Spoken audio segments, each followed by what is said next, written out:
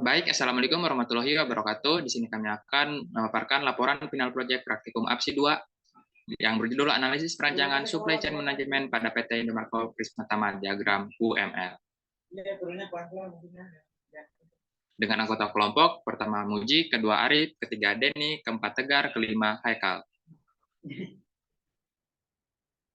Di sini saya Denny Permana, deskripsi sistem.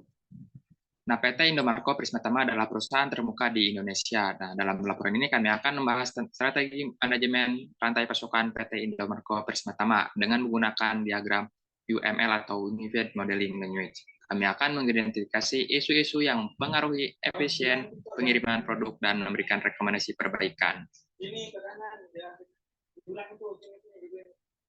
Selanjutnya, identifikasi masalah. Ada 6 poin. Yang pertama, sistem yang masih manual.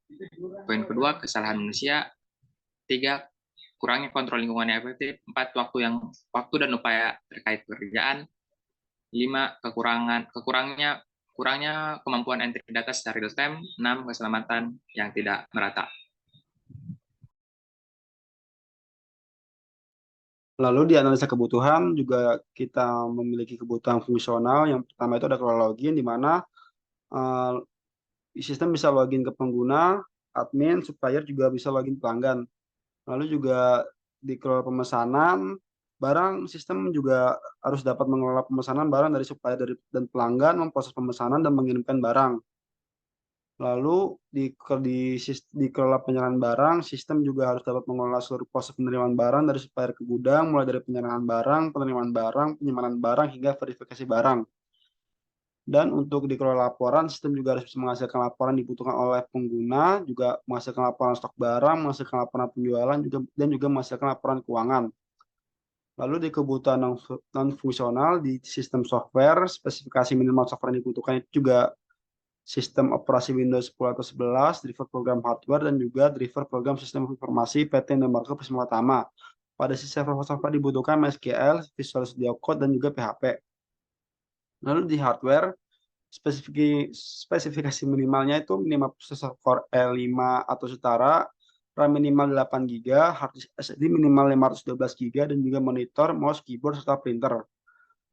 Pada sisi server, spesifikasi hardware harus memiliki performa yang baik dan mumpuni sehingga dapat menjalankan dan menangani banyak permintaan atau request. Dan juga di sistem keamanan, sistem informasi PT Indomarko Prisma Tama ini dilengkapi dengan login sehingga tidak semua karyawan dapat mengakses sistem informasi di perusahaan ini. Hanya karyawan tertentu yang bisa masuk ke dalam sistem perusahaan ini. Dan sistem informasi ini diletakkan di tempat yang aman, memiliki hawa sejuk dan minim dari gangguan dari lingkungan sekitar.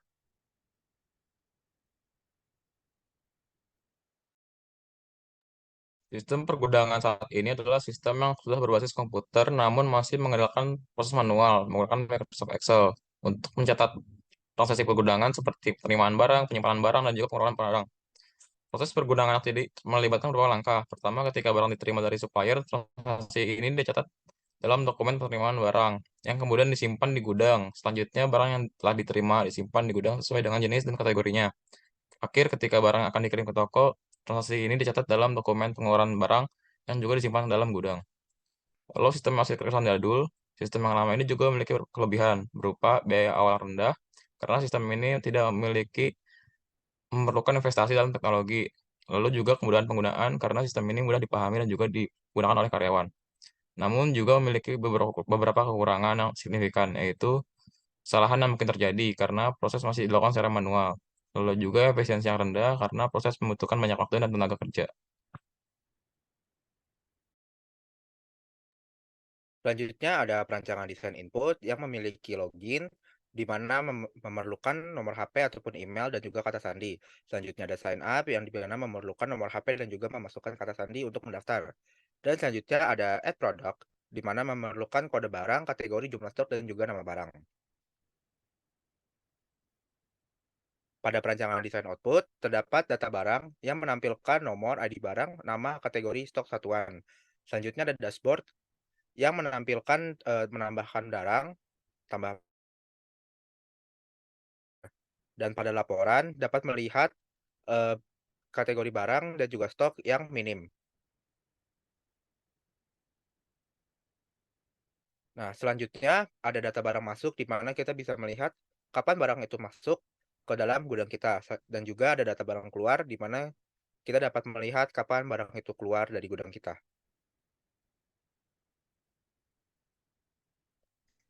Selanjutnya kita masuk ke desain proses yang didesain menggunakan software UML. Yang pertama ada use case diagram, di mana aktornya yang berperan adalah sistem, supplier, admin, dan kepala gudang. Di diagram ini mengelola login, stok barang, pemesanan stok barang, penyerahan barang, dan juga laporan. Next. Yang kedua yaitu ada activity diagram.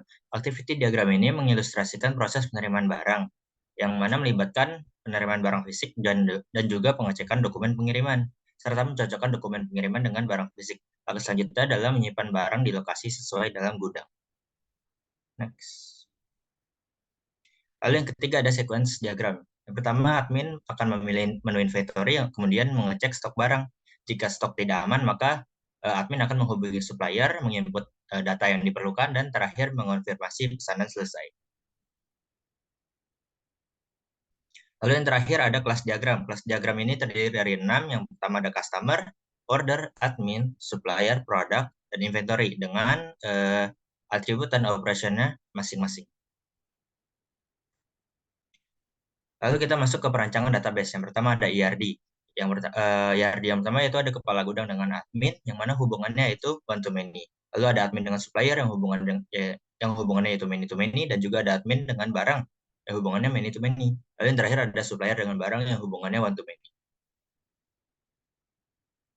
Yang kedua ada desain tabel database. Desain tabel database ini diambil dari ERD yang sebelumnya, ditambah dengan tipe data dan size-nya masing-masing.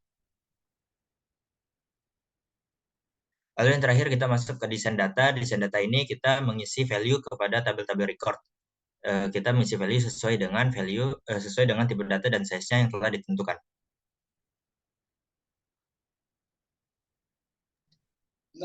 Baik, itu saja presentasi dari kelompok kami. Terima kasih. Assalamualaikum warahmatullahi wabarakatuh.